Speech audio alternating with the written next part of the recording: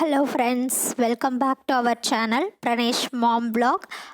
இன்றைக்கி வந்து பார்த்திங்க அப்படின்னா காஞ்சிபுரத்துலையெல்லாம் நல்லா மழை பெஞ்சிட்டு இருந்தது. நான் ஒரு 7 மணிக்கு தான் எந்திரிச்சு வந்தேன். மழை பெஞ்சாலே வந்து நமக்கு எந்திரிக்கவும் தோணாது, எந்திரிக்க முடியாது. ஆக்சுவலாக அவ்வளோ தூக்கம் வருது. அதுக்கப்புறம் மார்னிங் ஒர்க்கெல்லாம் ஸ்டார்ட் பண்ணலான்னு சொல்லிட்டு இந்த வெஜிடபிள்ஸ் எல்லாம் பார்த்தீங்க அப்படின்னா பிரணேஷ் டேடி வந்து நேட்டிவ் போயிட்டு வந்தாங்க. இது எல்லாமே எங்கள் தோட்டத்தில் வந்த வெஜிடபிள்ஸ் தான். எங்களால் எவ்வளோ முடியுமோ வரப்போ அவ்வளோ பேக் பண்ணி எடுத்துகிட்டு வருவோம். ஒரு 1 வீக் யூஸ் பண்ணிக்கலாம். சாம்பார் வெங்காயம், தேங்காய், கத்திரிக்காய், முருங்கைக்காய் எல்லாமே எங்கள் தோட்டத்தில் இருக்குது. ரொம்ப ஃப்ரெஷ்ஷாக இருக்குது. நேற்று நைட்டு தான் எடுத்துகிட்டு வந்தாங்க. வந்துட்டு அவங்க நைட் ஷிஃப்ட் போயிருக்காங்க. இப்போ வந்துடுவாங்க. வெஜிடபிள்ஸ்லாம் எடுத்து ஃப்ரிட்ஜில் அடுக்கிட்டு நான் காஃபி போடலாம் அப்படின்னு சொல்லி கிச்சனுக்கு போனேன். கிச்சன் பார்த்தீங்க அப்படின்னா நைட்டே பாத்திரம் எல்லாம் தேய்ச்சி எல்லாமே அடுக்கி வச்சுட்டு கவுண்டர் டாப் எல்லாம் க்ளீன் பண்ணிட்டு தான் நான் எவ்வளோ நேரம் ஆனாலும் அதை முடிச்சுட்டு தான் தூங்க போவேன். மார்னிங் எந்திரிச்சு வந்தோடனே கிச்சன் வந்து நீட் அண்ட் க்ளீனாக இருந்தால் தான் நமக்கு அங்கே வேலை செய்ய முடியும். இல்லைன்னா எனக்கெல்லாம் வந்து செம்ம கடுப்பாயிரும். அதுவும் லேட்டாக வேறு எந்திரிச்சு வரதால் நம்ம இன்னும் க்ளீன் பண்ணுற ஒர்க்கை வேறு வச்சுட்டு தூங்க போயிட்டோம் அப்படின்னா அதெல்லாம் காலையில் முடியவே முடியாது என்னால். அதனால் வந்து நைட்டே நான் எல்லா கிச்சன் கவுண்டர் டாப் எல்லாமே நீட்டாக க்ளீன் பண்ணிட்டு தான் தூங்க போனேன். இப்போ போய் ஃப்ரெஷ்ஷாக காஃபி போட்டு குடிக்க போகிறேன். பிரணேஷ் தூங்குறான். காஃபி வந்து எனக்கு மட்டும்தான். பிரணேஷ் டாடி வந்து காஃபியெல்லாம் ஆஃபீஸ்லேயே முடிச்சுட்டு வந்துடுவாங்க. பிரணேஷ்க்கு வந்து பால் ஆற்றி கொடுத்துருவேன். அதனால் எனக்கு மட்டும் காஃபி முடிச்சுட்டு இன்றைக்கி தோசை தான் பண்ண போகிறேன். தோசைக்கு ஆனியன் சட்னி செய்ய போகிறேன். அது மட்டும் சட்டுன்னு எப்படி ஆனியன் சட்னி செய்கிறதுன்னு பார்த்துடலாம். இந்த ஆனியன் சட்னி செய்கிறதுக்கு 1 கப் அளவுக்கு நான் சாம்பார் வெங்காயம் எடுத்திருக்கேன். சாம்பார் வெங்காயமில் செஞ்சால் அது நல்லா டேஸ்ட்டாக இருக்கும். இதை வந்து ஆயிலில் வதக்கிக்கோங்க. இது கூட 2 வரமிளகாய் சேர்த்துக்கோங்க.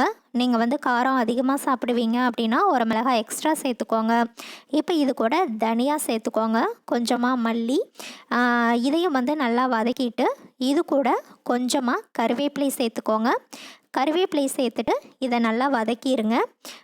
இந்த கருவேப்பிலை, மிளகாய், அதுக்கப்புறம் வந்து தனியா இது எல்லாமே நல்லா வதங்கினதுக்கப்புறம் ஸ்டவ் ஆஃப் பண்ணிவிட்டு ஒரு நெல்லிக்காய் சைஸ் புளி வந்து இது கூட சேர்த்துக்கோங்க. Stove off. சட்னிக்கு தேவையான அளவுக்கு உப்பு சேர்த்துட்டு இதை நல்லா ஆற வச்சுட்டு அரைச்சிட்டோம் அப்படின்னா நம்மளுக்கு சுவையான வெங்காய சட்னி வந்து ரெடி ஆயிரும். பிரணேஷ் டேடியும் வந்து ஆஃபீஸ்லேருந்து வந்துட்டாங்க. ஆனால் இன்னும் அவன் எந்திரிக்கல, தூங்கிட்டு தான் இருக்கான். இப்போ போய் நான் அவனை எழுப்ப போகிறேன். தூக்குமா இன்னுமா? டைம் என்ன தெரியுமா? அங்கே என்ன பார்க்குற? 1 சூப்பர். ஸ்கூல் போக வேணாமா பிரணேஷ்? இன்னைக்கு லீவா? யாரு சொன்னா லீவுன்னு? ஹலோ, இன்னைக்கு ஸ்கூல்னு யாருங்க சொன்னா லீவுன்னு? சரி. ஸோ வந்து 2 பேரும் ரெஃப்ரெஷ் ஆகிட்டு ரெடி ஆகிட்டு வரட்டும், நம்ம தோசை சட்னி ரெடி பண்ணிடலான்ட்டு நான் வந்தேன். 2 பேரும் வந்து மொபைலில் தான் பார்த்துட்டு இருந்தாங்க காலையிலேயே. அப்படியே அந்த மொபைலுக்கு மட்டும் ஏதாவது இருந்ததுன்னா என்னை விட்டுடு அப்படின்னு அழப்போகுது. யார் வீட்லையெல்லாம் உங்கள் ஹஸ்பண்ட் இப்படியே மொபைலையே பார்த்துட்டு இருந்து நீங்கள் ஓவராக கடுப்பாவீங்க? ஒரு கமெண்ட்டை பண்ணுங்கள்.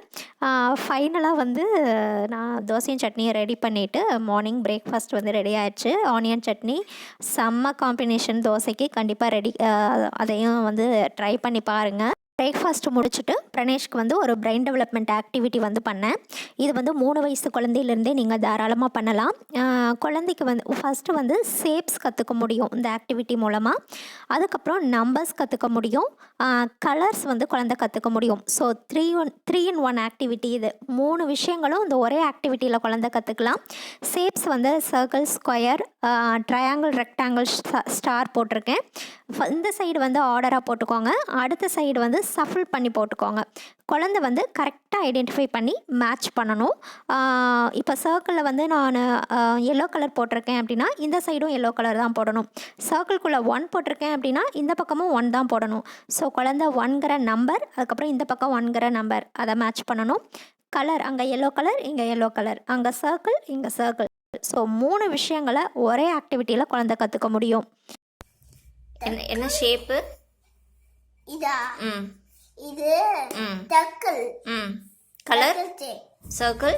yellow, okay next red, red red color. என்ன ஷேப்பு Huh? என்ன ஷேப்பு இதா ம் இது square. ஸ்கொயர் ஓகே ம் போடு 2 இது. ஸ்கொயர் ஸ்கொயர் எங்கே இருக்குது அங்கே இருக்கா நேராக போ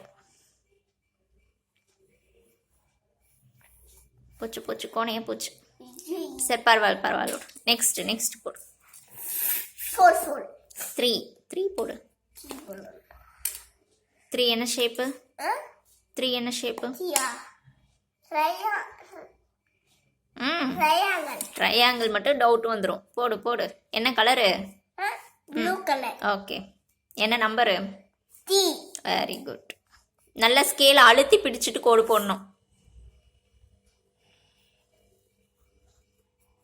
வெரி குட் நெக்ஸ்ட்டு 4. ஓகே என்ன கலர் 4 Blue color. ஆய் 4 என்ன கலர் நல்லா பார்த்து சொல்லு 4. Black color. Black colour Black. Number Number. Blue. உள்ள என்ன நம்பர் எழுதியிருக்குன்னு கேட்குறேன் இதா ம் 4.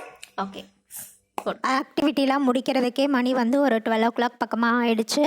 அதுக்கப்புறம் வந்து நான் லஞ்சு செய்யலான்னு பார்த்தேன். இன்றைக்கி லஞ்சு வந்துட்டு நான் பீர்க்கங்காய் தொக்கு வந்து செய்ய போகிறேன். பீர்க்கங்காய் நேட்டிவ்லேருந்து எடுத்துகிட்டு வந்தாங்க இல்லையா, இப்போது நீங்கள்லாம் பீர்க்கங்காய் தொக்கு எப்படி செய்வீங்கன்னு எனக்கு தெரியல. இந்த மாதிரி ஒரு நாள் ட்ரை பண்ணி பாருங்கள், ரொம்ப டேஸ்ட்டாக இருக்கும்.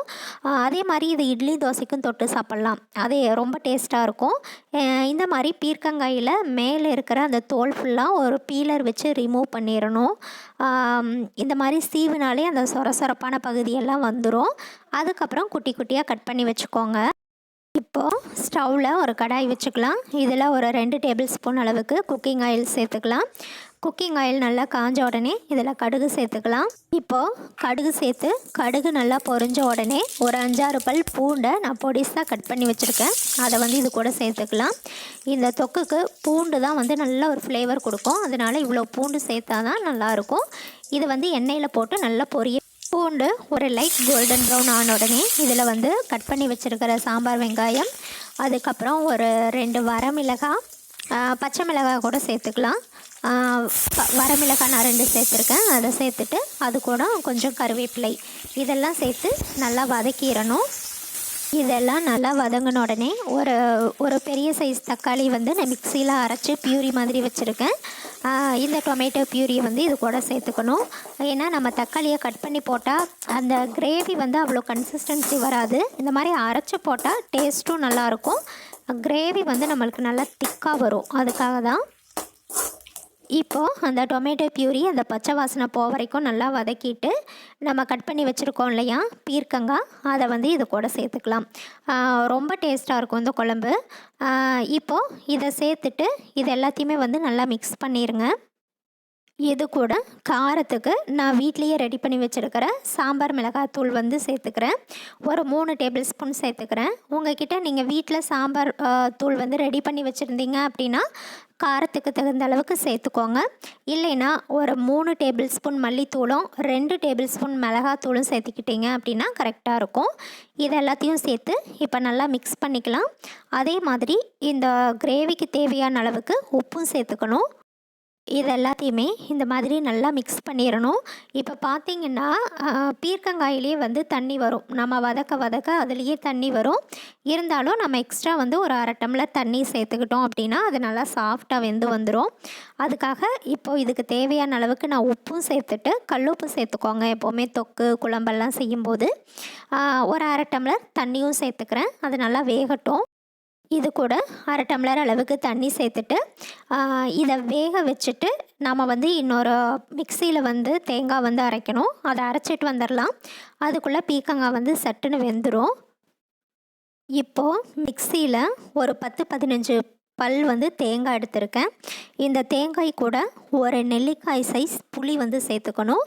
அடுத்தது 1/2 டேபிள் ஸ்பூன் அளவுக்கு ஜீரகம் எடுத்துக்கணும். 1/2 டேபிள் ஸ்பூன் ஜீரகம் சேர்த்தா சரியாக இருக்கும். அடுத்தது இது கூட ஒரு 2 டேபிள் ஸ்பூன் அளவுக்கு பொட்டுக்கடலை சேர்த்துக்கணும். பொட்டுக்கடலை வந்து இந்த தொக்குக்கு ஒரு நல்ல கன்சிஸ்டன்சி வந்து நல்லா திக்காக வரும், ஃப்ளேவரும் நல்லாயிருக்கும். அதுக்காக தான் கொஞ்சமாக தண்ணி சேர்த்து இதை நல்லா ஒரு ஃபைன் பேஸ்ட்டாக அரைச்சி எடுத்துக்கலாம். இப்போ பார்த்தீங்கன்னா நம்மளுடைய பீர்க்கங்காய் வந்து ரொம்ப சாஃப்டாக சூப்பராக வெந்துட்டுருக்கு. இது கூட நம்ம இப்போ அரைச்சி வச்சுருக்கோம் இல்லையா தேங்காய் சீரகம் பேஸ்ட்டு, அதையும் சேர்த்துக்கலாம். தேங்காய் சீரகம் பேஸ்ட்டு சேர்த்தோம் அப்படின்னா கன்சிஸ்டன்சி இன்னுமே திக்காகும்.